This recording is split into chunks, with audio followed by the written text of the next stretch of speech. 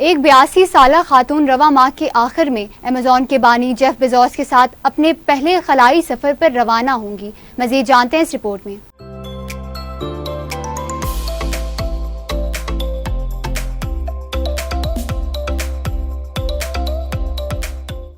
82 साला खातून pilot valley Fink Amazon के मालिक जेफ बेजोस के साथ खला में उनकी हमसफर बन गई। खातून वैली सन 1960 की दहाई में खलाई सफर के लिए तरबियत हासिल करने वालों में से एक है। उनका कहना था कि 6 दहाइयों से इस लम्हे का इंतजार रहा है। आखिर उनका इंतजार खत्म हुआ। वो इस माह खला का सफर करेंगी। इस सफर में कामयाब हो जाती हैं तो वो खला में जाने वाली सबसे मुअम्मर खातून बन जाएंगी। जेफ बेजोस ने उन्हें इस सफर के लिए बतौर एक मुहतरमा मेहमान दावत दी है। ये ब्लू ऑरेंज का खला में पहला सफर होगा। फ्लाइट रवा माह 20 जुलाई को रवा होगी। ये सफर 11 मिनट पर मुनहसिर होगा। पहली दफा किसी परवास में इंसान को खला में पहुंचाया जाएगा।